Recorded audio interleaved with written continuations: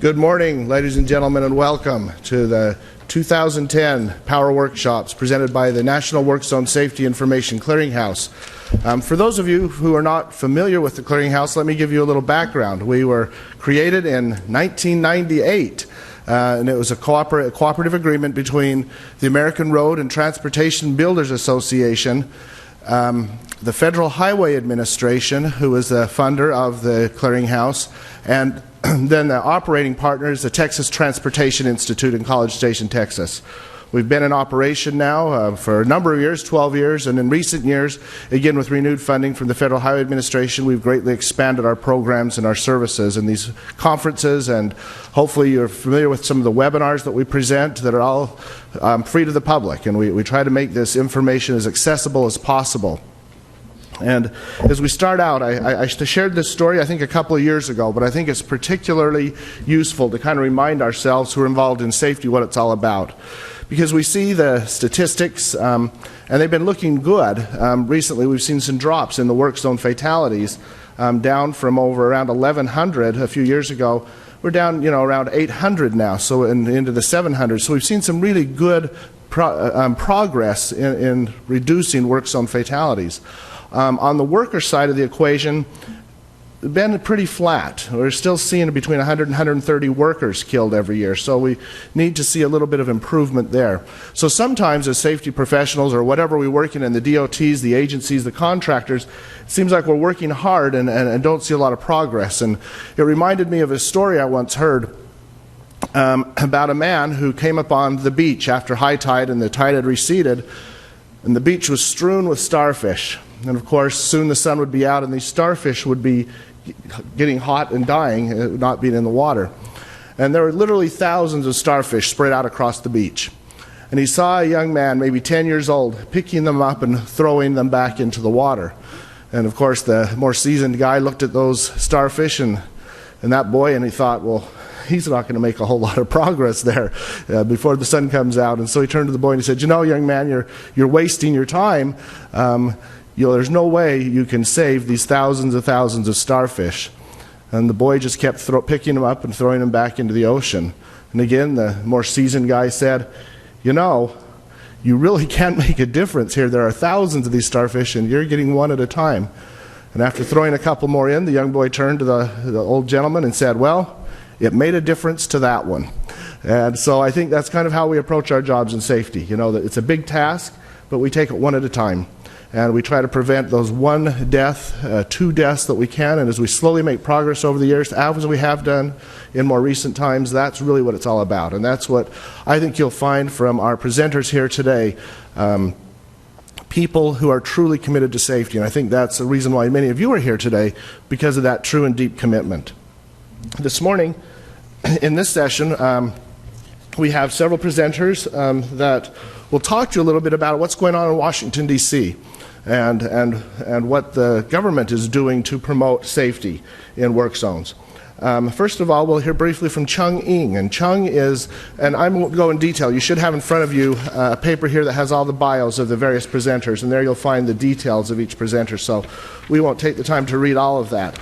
But Chung is basically the work zone team leader at the Federal Highway Administration. Across all the various divisions, Chung brings all those divisions together, and so whether it's the Office of Safety, the Office of Operations, Office of Construction, whatever they are, he brings a team together to manage work zone safety as a centralized process. So we're very pleased to have Chung here, and he's going to talk to us a little bit about some of the programs that are going on at the Federal Highway Administration. So please welcome Chung Ng. Thank you, Brad, and welcome to Cincinnati. I don't know if you've heard following the news, but in the D.C. area we've had record amount of snow, and I was hoping that this thing would be somewhere where it'd be nice and sunny and warm, but unfortunately it came to more snow. So, but anyway, again, I wanted to welcome all of you on behalf of Federal Highway to this event.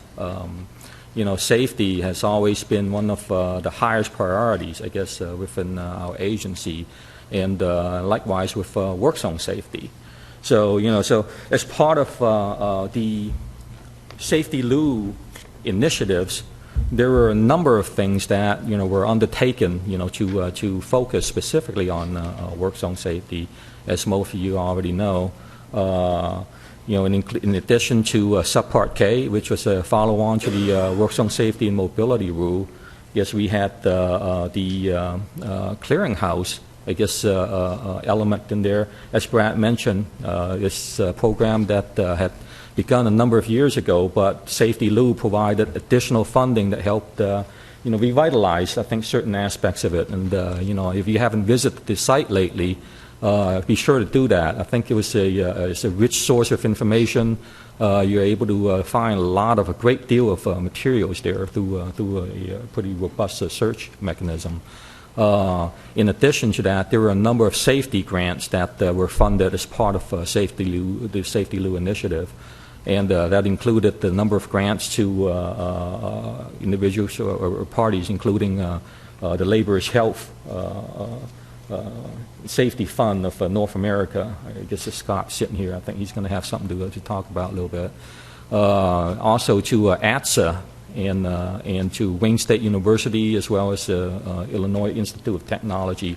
And all of that is focused on providing additional guidance and training related to help advance the area of work zone safety.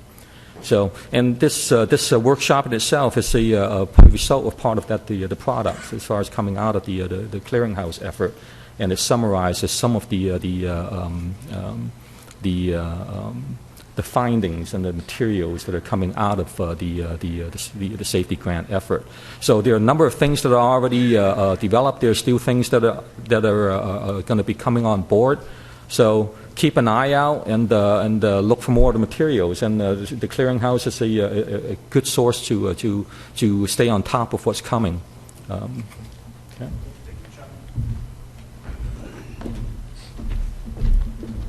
And if you haven't caught it already, the website address for the clearinghouse is just workzonesafety.org, workzonesafety.org, so be sure and go there.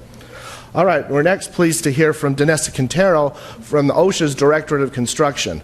A lot of activities have been going on at OSHA, especially since the change in administration, and Danessa is here to update us a bit about that. Danessa is a civil engineer.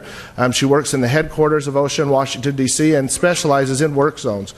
Prior to that, she worked in the Fort Lauderdale area office, and is a trainer, has worked in a lot of different areas within OSHA, and also is a civil engineer for the U.S. Department of Agriculture, the Forest Service. Originally, she's from Puerto Rico, so we have the advantage of bilingual information from Danessa, so thank you.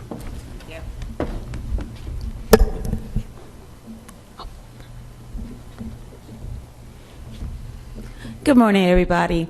I'm really happy to be here. Like he said, my name is Danessa Quintero. I work as a Senior Safety and Health Specialist for the Director of Construction in the National Office.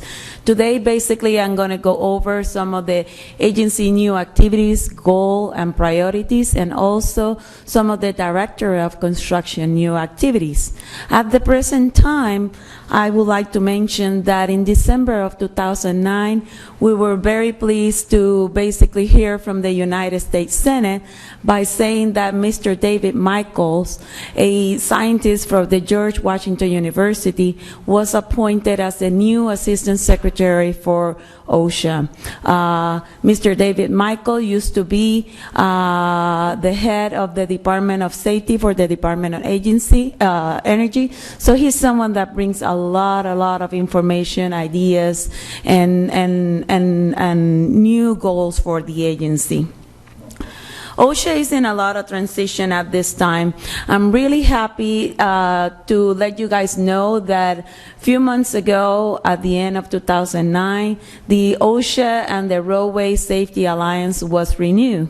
The OSHA Safety Alliance basically is a combination of a lot of partners, which include NIOSH, the National Institute of Occupational Safety and Health, NAPA, ARTVA, American Road and Transportation, Laborers, the Union of Operating Engineers, and I'm really happy to have the opportunity to participate in this alliance because here in this alliance we're able to create new products, disseminate our products, and be able to reach to a lot of employers and employees that we were not able to do that in the past. So by having the opportunity to work with all these organizations, we have been able to bring to the table the cream of the crop and be able to create products that are very accurate and specific to the needs of everybody that is working on anything related to work, road, and roadway activities. One of the goals of the Alliance is to work with OSHA to provide expertise to develop and disseminate this information. In December of 2009, one of the things that we were able to benefit from is to be able to train a lot of new compliance officers that are coming to the agency. One of the new administration activities basically to increase enforcement and the creation of new standards. So in 2009, we created approximately like 100 new positions for compliance officers. And by having all these new kids there basically doing inspections, we're running out of time to move at the same speed that all this money that is going to road is going in place. So basically one of the things that we did, we took advantage of this new roadway safety CD. We went over through some modules and we were able to present all these modules which represent the hazards associated with work zone to a lot of compliance officers, more than hundreds of compliance officers on a webinar, and we're really, really happy to have that opportunity.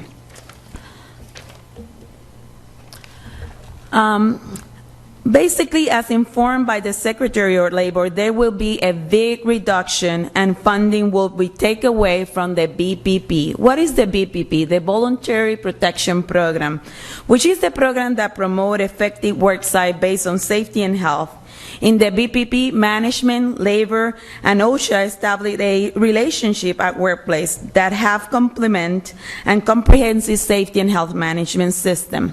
But basically, that money that will be taken away basically will be redistributed throughout the enforcement activity and also the creation of new standards. The reason why it has been identified that a lot of standards, like some of you might be aware, the standard related with signs and signals and barricade is a standard from the 1988, and on MUT, and we have an MUTCD that basically was out there in the 2009. So we really need to move speed ahead with all these new standards. So this is one of the priorities of this new administration. In addition to that, every area office has a compliance assistant specialist, and this is the non-enforcement side of the agency. And what we're doing, we also reducing the funding is going to the compliance assistant specialists and trying to develop new strategies, new techniques, and how to reach all these employers and employees. And the numbers will show you why. In addition to that, this year, we're going to have our first Latino Safety and Health Summit. The goal of the summit will be to reduce injuries and illness among Hispanic Latino workers, enhancing knowledge to their workplace rights and improving their ability to exercise these rights. It has been identified, and we are aware that it's very, very well known that this Latino and construction worker really doesn't know which one are their rights. They're afraid to complain about unsafe working conditions, and it's very important that we're able to reach them so we can know where the problems are and where the hazards are. The summit will showcase innovative partnerships, demonstrate successful education and training strategies, and develop effective enforcement and communication strategy. It will be in the Hilton Las Americas in Houston, Texas. Summit will bring faith organizations, something that we haven't partnered with in the past, community organization, academia, educator, and a lot of other government agencies. So we're really looking forward for this activity to take place. We're also going to bring the Mexican Consulate and Catholic Church.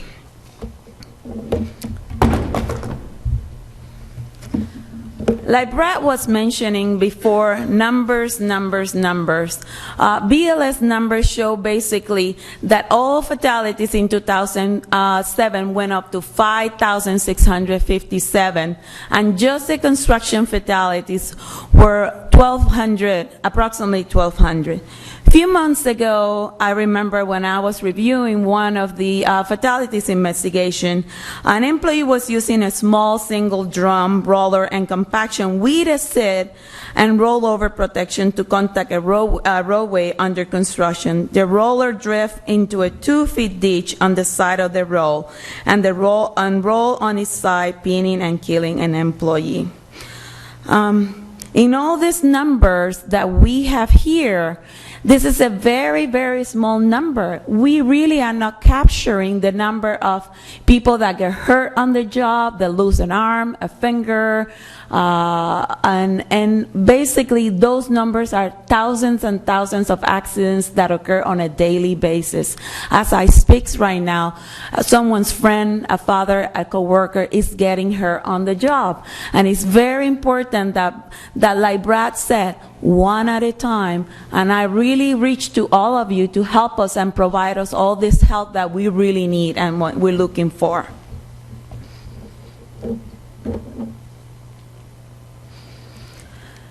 Struck by, caught in between, electrocution and falls continue to be the priority and where most of the accidents occur. How basically the OSHA conduct their inspections, and now with all this funding on ARRRA, how the agency is basically bringing that information to the table to be able to conduct the investigation. OSHA conduct investigation in two different ways. The investigations or the inspections can be program or on-program inspection. The program inspections are the ones that we do on a regular basis, the complaints, the referrals, fatalities, but which one are the program inspections? And that's where all the IRA come from. We basically contract with the University of Tennessee, and the University of Tennessee usually put what is called a Dodge report together.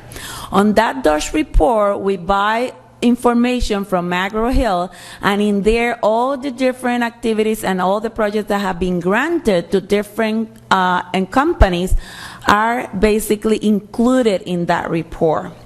There's some area office that are complaint-driven or fatality-driven, but there's some others that basically work everything with program inspections. We go to this list, we pull one, we find the direction and the address and the name of the company. The only problem with this report, sometimes the project haven't even started, sometimes the project has been completed. So the information is not really that accurate, but it's one of the ways that we're using at this time to be able to identify all the projects that are there at the present time. The numbers continue, and basically, like we said, continue steady. We all agree that preventable worker injuries, illness, and death are expensive, disrupted, wasteful, and completely unnecessary. Under the new administration, we have stepped up the volume of enforcement. The agency also issued the highest OSHA fine when we issued an $87 million citation to a company called BP for failing to correct hazards that continue to threaten the health and safety of the employees. With more focus on enforcement and standard, OSHA is hiring. The President 2010 budget appropriated $558 million, a 10 increase from over the budget of 2009, enabling the agency, like I mentioned before, to hire more compliance officers, standards writers, and whistleblower investigations. The most frequently cited in construction continue to be the easy and simple ones that usually we said, but you know, we continue to have the same problems over and over again. Lack of fall protection on scaffold, lack of fall protection at the edge of a building, employee exposed to falls of more than 6 feet or more. We're not taking under consideration any engineering control to eliminate the hazard, any passive or active activity. Basically, what some companies are doing, just ignoring completely that the hazards exist and not taking any action. When I do some of my OSHA 10 hours and some of my training, basically some of the safety professionals that come to the table, they basically say, but we continue, this presentation was too simple. This presentation, basically, it doesn't bring like something out of the ordinary. But it's not out there. The hazards and the fatalities continue to be the simple ones, the ones that can be prevented. So the culture of the company need to be improved, need to be changed. Something that also the agency is working, we have a new national emphasis program for record keeping. It has been identified that employees basically they don't record the the employees don't record the information, and the employees don't complain about it. They don't report the information. They're afraid to lose their jobs. So basically there's a new emphasis program that the agency is working with to be able to capture all this data. Data need to be accurate, data need to be improved so the agency can be aware and can identify how everybody can benefit from it.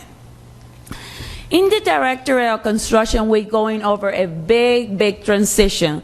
3 of the key players, the most important positions in the agency, are vacant. At the present time, the Director of Construction is going to open the director position. We're looking for someone basically to help us with to move the agency into a new activity, new goals, new position that we can be more effective. The director for the Office of Construction Service, the office that deal with the stakeholders, the alliance, the partnerships, new publication, is also looking for a new director. We're going to have 2 new staff open position for the construction service and few open position for the engineering service. If any of you that might be interested, all the positions are basically posted on the OSHA website or the Department of Labor website. Enforcement overview. The enforcement overview. In addition of the work zone projects, we have, the agency is dealing with a big challenge right now of green jobs. We are working also with new hazards associated to wind turbines, photovoltaic, geothermal, something that we haven't explored and we haven't worked with in the past.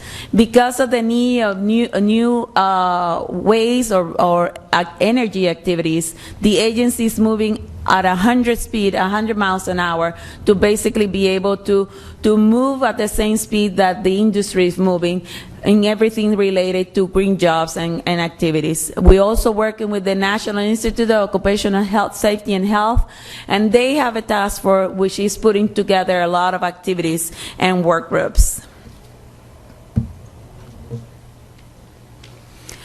Protective measure, high visibility clothing, traffic control devices, work zone protection plans, law enforcement and public awareness, and workers training continue to be some of the different type of protective measure.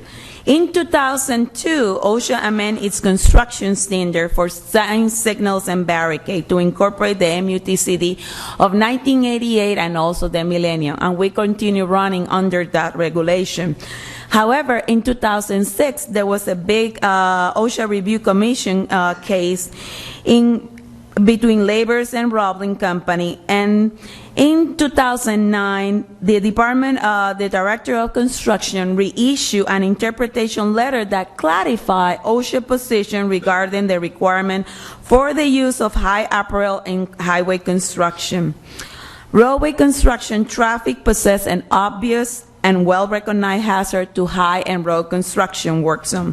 OSHA standard require that such employee wear high visibility in 2 different instances. One instance is in when that employee is working as a flagger, and the other instance is when employees working near an excavation. However, at the present time, those employees working on a work zone area that are not wearing a high visibility vest, a 5A1 citation will be issued to the companies that not provide high visibility vests. However, other workers, it doesn't matter who it is, as long as they're in there, they need to be provided by a high visibility vest.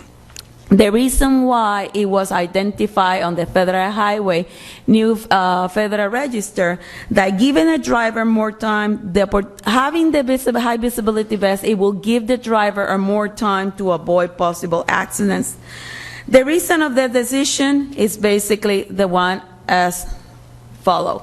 Workers on foot continue to be struck by vehicles, as simple as that, and something needs to be done. So by giving a high visibility vest, we completely encourage everybody to do that because it's really going to provide more time to those drivers. Yeah. Okay, here we go. In addition of the information that I provide you by the ARRA, how the agency basically identifies all those projects, the agency has an advisory committee on safety and health that it constitutes of 50 members from the public sector, representing the public sector and representing the private sector and representing the government. At the present time, our next meeting, it will be in Houston, Texas.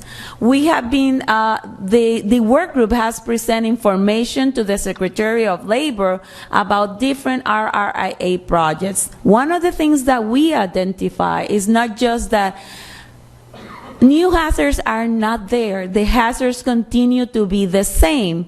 However, we need to target all those companies that rather than do what they used to do in the past, in the last 10 years, these are companies that are not familiar and aware of the hazards associated with work zone construction. Someone that used to be residential construction now working in roadway construction. So how those employees and those employers can be aware and how we can train them on how to recognize these hazards.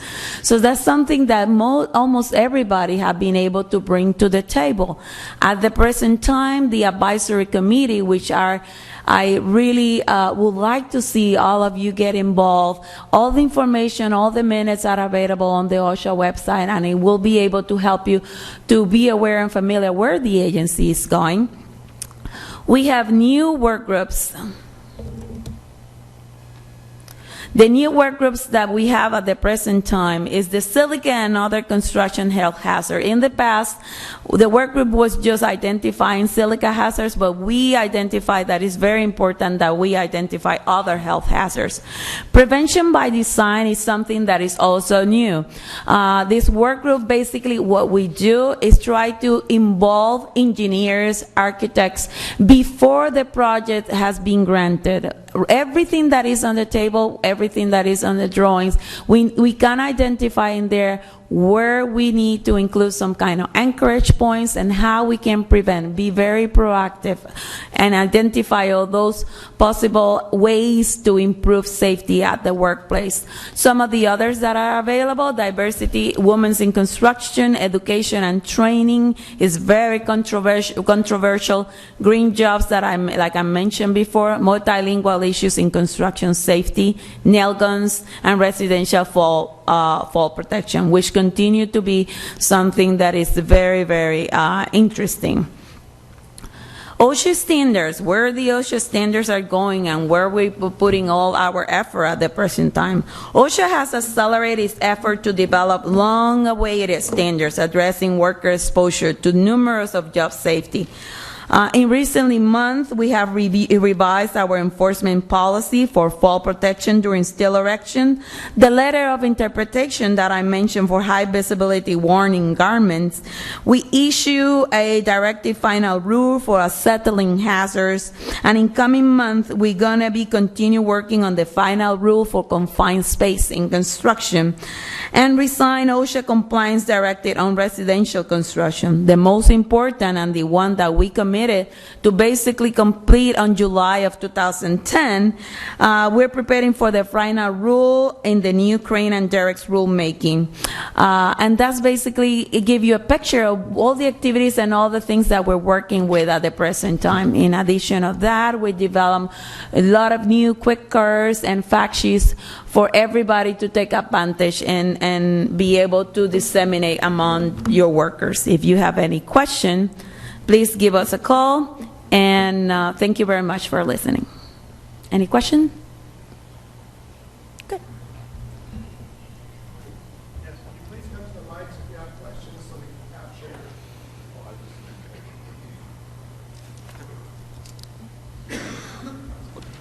Two simple ones. Sure. The summit for the Sure. when was that again? Was that April? April 14 and 15. 15. Okay, good. And then the other one was, you went real quick on the PPE for on the vehicle operators. We get this, and I know it sounds real petty, and I want to know, but because once they step out of the vehicle onto our right of way, they got to put the PPEs, but do they have to wear them inside the vehicle? I know it's really, I don't know, they don't really say, but...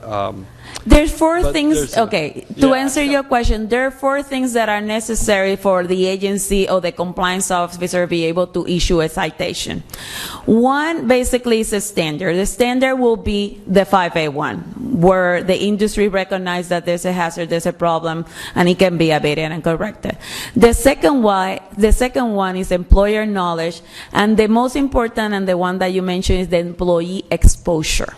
When he's inside that equipment or inside that vehicle, the employee is not exposed to the unsafe condition. If he's being impacted or hit by a vehicle, he's protected. He's inside with his seatbelt. It's like being inside a vehicle. As soon as he steps out, then the employee exposure will be there. And then the hazards will be, what about the severity and the possibility, and that will come to the table to identify the amount of the citation. Anyone else? Sure.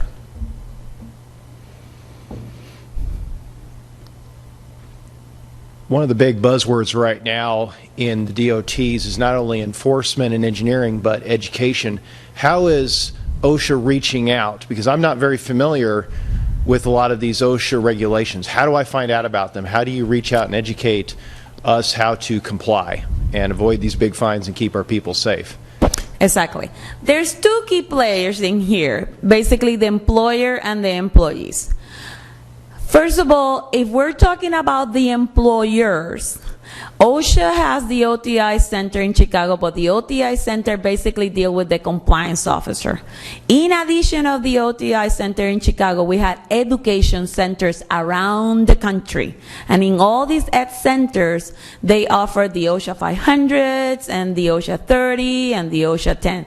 The OSHA 10 is more focused for the employees. And most of you might be aware that some states, now the OSHA 10 is required for projects more than $250,000. Some other states are a little bit different, but some states require that make that completely mandatory. Now, the OSHA 30 is more focused, and the goal is basically to provide that information to the foremen. And the OSHA 30 is also provided in all these educational centers. That's one way to do it. The second way to do it, every state has the consultation service. Every employer that has 250 employees or less can benefit from that. And 250 is a lot of employees. However, that's the way that the rule works. So every state has the consultation service that is like hiring a consultant, paying a consultant. And that consultation service is completely for free. And that's separate from for the enforcement side of the agency. If they observe, if they find any unsafe condition, will they report it to OSHA enforcement side? No, they're not going to do that. They're basically going to work with you to help you to abate those unsafe conditions. The only reason why someone will report it, the consultation service, will be, after we're telling you and work with you over and over again, you neglect it and you decide not to do anything. So then they have their hands tied because now they know that an unsafe condition exists and nothing has been done. The third way to do it, usually every September, and in July, the agency received around, let's say, $7 to $20 million for grants. Agencies are organizations like American Roadway Transportation, laborers, the operating engineers, basically organization, a non-profit organization, they basically apply for grants, and if they receive it, depending on what activity they're going to be working with, I will imagine that this year, with all the amount that is going to ARRA projects, the topics of the grants, don't record this because I haven't seen the paper, the Federal Register, but I will imagine that you will see work zone activities. One of the topic will be something related to work zone. One of the topic will be something related to green jobs. One of the topics might be something related to the focus 4. And we're going to be basically trying to find out different ways to be able to reach the employees and also to reach the employer. When it's something with a grant, all those trainings are completely for free. So you can give us a call, we can tell you who received that grant, and basically you can contact them to go and be able to go yourself or to send your employees to go and take training completely for free. What else? So there's many ways that you can receive training. In addition to that, through all the alliance, we develop simple, quick products that being able, for those of you that haven't benefit, you can attach that to your employee's paycheck. It's completely for free. Everything that is in OSHA webpage is public record. All those quick cards. So who of you doesn't know about the OSHA quick cards, the OSHA fact sheets? You need to maintain your employees informed. That's like telling your kids over and over and over and over again the same thing until they basically get it and digest it and make it part of their system, part of their daily basis activity. So in addition to that, you can give us a call and we can help you to navigate through the website and let you know where you can get all this information. Anyone else? Thank you very much. I'm going to take a few minutes to kind of walk through some of the things that we've talked about and put a little different nuance on them, and then add some additional information. One thing I'd just like, by a raise of hands, how many of you are with a state agency, a DOT? Yeah, a lot of you. And so I would assume, how many of you feel a little unfamiliar with OSHA and what OSHA does? So a little bit of that, because we've talked about it for a number of years, making sure that the traffic safety knows what the occupational side of safety is doing and try to balance that act. And we continue to do that. Just to add a little bit to what Danessa has said, if any of you are interested in getting some more OSHA-type training, right now, through a grant that Chung Ing had mentioned, there are several that are going on. One, a little bit later this morning, the next session of presentation, you're going to see a training program on a CD that's available for free. Tons of great information, and AASHTO is a partner in that, so you'll be able to get some information through AASHTO, through us, and through others. Also, for the OSHA 10-hour programs, if you're looking to get those at no or low cost, right now, we are working with the local technical assistance program, the LTAP centers in all the states, and putting on OSHA 10-hour courses through those that are free, and they're focused on roadway construction. They're not just a kind of a generic program. So there's a lot of possibilities out there. We just need to make you aware of them. Let me just take a few minutes to go through and highlight some of the things that we already talked about, but just to put a little bit of an underscore on that. With the AARA program, OSHA received $27 million in that program to step up enforcement. So where in many states OSHA was really not a big player in the enforcement side and heavy and highway construction, we're seeing a lot more of that now. And as Danessa mentioned, we've trained compliance officers to understand roadway construction. So we're likely to see them. They specifically target AARA projects. And so enforcement has changed. With the new administration, you know, often in Washington it's kind of a pendulum that swings back and forth and depends on who's in power, what things are emphasized. Under the previous administration, the Bush administration, we saw a lot of emphasis on compliance programs, voluntary compliance, alliances, partnerships. I guess you'd call it the softer side of safety. The new administration has said, hey, we didn't see a lot of progress in worker fatality reduction in the last few years, so now the pendulum has swung the other way. We're seeing a lot more emphasis now on standards and enforcement, and that's going to kind of be the new thing to look for. The DOL Secretary Solis, here's what she said upon taking office. We'll send a loud and clear message to all recipients of recovery funds. If you want these funds, you need to make sure that your workplaces are safe. OSHA will implement a multi-tiered enforcement program to assure worker protection on AARA-related projects. Through the development and implementation of emphasis programs, OSHA will direct enforcement efforts to stimulus package-related construction, infrastructure, and green energy projects. So again, we're likely to see a greater involvement of OSHA in our work sites now. Again, the leadership at OSHA, David Michaels, former director of safety for the Department of Energy, worked for a number of years as a professor at George Washington University, a strong safety advocate, very well versed in industrial health and hygiene issues, and Jordan Barab, a long history working with AFSCME, the state employees union, then worked for a number of years on the Hill American Chemical Investigation Board, so he's got a lot of experience here, and he's the Deputy Assistant Secretary at OSHA. Again, these are things that Danessa had mentioned, but some of the standards that are confined spaces and cranes and derricks likely to come out very soon. We're expecting OSHA to work on a silica standard. That affects our industry very directly, especially if you're doing any kind of cutting of asphalt, concrete, those types of operation. Likely to see noise in construction standard changed.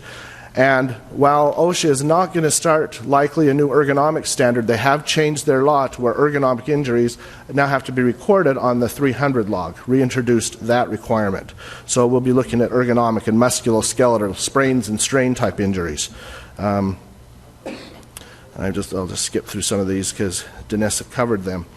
The one thing I'd just like to highlight, and in the next session we're going to go into some depth on the high visibility standard and what that means and what kind of clothing and what's a class 1 and a class 2. So we'll go over that in detail, but there's a couple of things here that I just want to highlight that we're working to clarify because it's not clear in Washington exactly what's going on. As you are aware, Federal Highway issued a standard 2 years ago that required high visibility vests and ANSI Class 2 when you're in the right-of-way of a federal aid highway. They now, with the new MUTCD, have said you need at least a minimum Class 2 on any roadway construction project. And of course, how does Federal Highway Administration enforce those rules? Well, it's through contracts. It's money. They don't send inspectors out. OSHA, on the other hand, issued a letter of interpretation in August that basically said, we will cite you, and we don't have a specific standard because we haven't updated our signs, signals, and barricade standard, but we're going to use our general duty clause, and we're going to cite you if you're not wearing vests on any roadway construction project. The quandary we have here is the OSHA letter of interpretation does not define what class of garment. It doesn't say it's an ANSI Class 2. We assume that, but it's not clear. So we're working for some clarification of that. But OSHA will issue a penalty. And what can happen, you know, a serious penalty can be $7,000. You multiply that by every employee who's not wearing a vest. It's a possibility. They may not do that, but it is a possibility that 7,000 times 10, 20, 30, 40, 50 workers on a site, we can see penalties rack up very quickly. So it is something to take very seriously. I'm looking a little bit again about what Federal Highway is doing, because they too have been issuing a lot of new regulations in our area, of which you may be more familiar. The new MUTCD that just came out in the end of 2009, and I'll talk about some of the highlights very briefly in Part 6 of that. Implementation of Subpart K. This is the standard that requires DOTs to look very seriously at what they're doing in their contracting practices to make sure that safety is taking place. We're working right now with Federal Highway Administration to develop some compliance documents to help explain what Subpart K does. But some of the important features is it requires the DOTs that when they're issuing contracts to road construction projects, that they have to look at the safety aspects separately. It can't be incidental to the other parts of the bid. And so things need to be considered of make sure that the contractor, and in their bid documents, they're explaining adequately how they're going to pay for quality traffic control. Temporary traffic control devices. How do we make sure those are of good quality and are maintained? This provision, Subpart K, came about as a result of contractors saying, look, we work in a low bid system, and if I have really good quality traffic control devices and I'm investing in those, and my competitor is using stuff that's 20 years old, that the retroreflective tape is not working, they're dirty, they're underbidding me. So how can I compete and be a good, safe contractor when we work on a low bid system? Subpart K was an attempt to try to mitigate and level that playing field. And so there are issues there, and I don't think really Federal Highway and the DOTs and the contracting industry have got their arms around Subpart K as it's truly intended by Congress. So there's a lot more looking, and we'll be discussing some of that later on today as well. We've talked about PPE on federal aid highways, and now that's evolved with the MUTCD. And again, Subpart J works on assessment, replies more to the DOTs in making sure that the impacts of the work zones are not too profoundly felt on neighboring businesses. Some of the changes to the MUTCD that just highlight quickly. There's new guidance on the length of short tapers and downstream tapers. I'm not going to go into all these, but just let you know about some of the changes to Part 6 that will be taking place. They do have now this new standard on high visibility safety apparel. It applies to all roads, not just those on the federal highway. It applies to law enforcement, but there's a different type of public safety vest. Again, we'll go into more detail later. And this compliance, we have about a year to get ready for Federal Highway Administration enforcement of this rule. Now the MUTCD allows for automated flagger assistance devices. They have been tested in the past. They're now a documented allowed process in the MUTCD. Other new requirements that you'll find in Part 6 of the MUTCD deal with flagging and signaling, work zone signing, pavement markings, lane delineation, temporary traffic control plans for events that affect traffic. So now if you have, in Washington to see if the Redskins are playing, and anybody happens to go to the game because they really stink lately, but if it's going to affect traffic, there's got to be a traffic control plan. And so these major events that you anticipate will affect traffic control plans are now required, not just for construction and maintenance activities. New guidance on typical application and how those are treated, and provisions now again for incident management. So some of the changes that have gone on to the MUTCD. If you're interested, as we mentioned earlier, the Work Zone Clearinghouse provides free webinars. And the two people at Federal Highway Administration most responsible for the MUTCD, Hari Kala, who oversees the whole entire MUTCD, and Ken Wood, who specializes in Part 6, provided a webinar for us about a month ago on what the changes were. Now that webinar, maybe you didn't catch it when it was presented, but it's on the Clearinghouse, it's archived, you can go and view that anytime and get a little bit more update, a little more detail on what's happening with that. And there's a lot of information, again, on the Clearinghouse. These webinars, every time we present one, they're archived and information is there. So that's kind of where we are. We're running a little ahead of schedule, so we have some time for more questions. If you have questions of me, any more of Danessa, I think Chung might have slipped out the back, but I'll answer questions for Federal Highway if you'd like. I can give some pretty good answers, I suppose. Any questions there on any of these regulatory changes in Washington and what's happening in the agency? One thing I might mention, we talk a lot about funding and what's going on with funding. I hear a lot of contractors and maybe all these folks with the DOT saying, money's really tight, it's not flowing. The interesting thing to note is there is more money, federal money, going into roadway construction than at any time in our history. We're spending annually around $40 million, plus with the stimulus money, another $29 million. That stimulus money, from the last data I saw, only about 25% of that has actually been spent. About 90% has been obligated, and the projects are getting ready to ramp up. But so there's still a little bit of hurt there because not all that money has made it out of the agencies into the marketplace. But there's a lot of money coming out. But what we are seeing is state spending has been curtailed significantly because of the budget's tax revenues at a state level are being cut back. But there's a lot of money out there.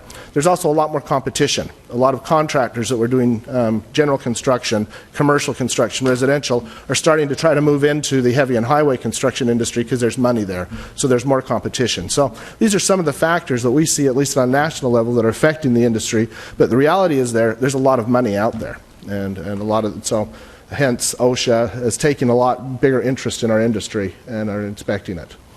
So any other questions? If not, here we go. Want to hear it? Please go to the microphones because we're recording this and we won't capture your voice if you don't. Recently I read something where a contractor was not given a contract under the new aid program because they didn't report their OSHA citations properly. Does anybody know about that? Something that I can say, maybe if you're a subcontractor, if the person was a subcontractor, maybe it was a subcontractor? It was a general contractor. The general contractor. No, usually, I'm not familiar with that, but usually subcontractors are not hired by general contractors because they don't have accurate data on the OSHA log. No, it was a federal fund. A complete connection between the ARRA projects and OSHA information or records, no, I'm not familiar with that. We do know that AARA projects require a lot more reporting by the contractors on their safety and health performance, and each state is probably handling that a little bit differently on those reporting requirements. So that might have been a state, something that happened at the state DOT level rather than at a federal or national level. But there are a lot more reporting requirements. When you get these projects, OSHA gets information about that too, and so they're much more likely to be inspected. But that's if we found out a specific instance of it, like I say, each state are implementing these AARA regs a little bit differently. The clearinghouse does have some information on that. I'm not sure it could answer a specific state by state. I don't think we've done any kind of breakdown on that. And if any of the DOTs here have some information, we'd welcome your feedback on that as well. Anyone else? All right, before we break, I'd like to introduce Jerry Ullman at the back of the room. He slipped in. Jerry, stand and wave. Jerry is our partner at the Texas Transportation Institute, and he oversees all of the web operations of the clearinghouse, and they do a tremendous job down there, as well as many other activities. We'll hear from Jerry later this morning. All right, well, let's take a short break. We'll be back with our next presentation on the Roadway Safety Training Program. It's a phenomenal program. You have the CD in front of you. If you just pick up the CD, you'll have no idea what the program can do unless you really see it functioning. So I encourage you to stay tuned, come back, and you'll see some very good information on how you can use this program to train your agency and your folks. So thank you. We'll see you in a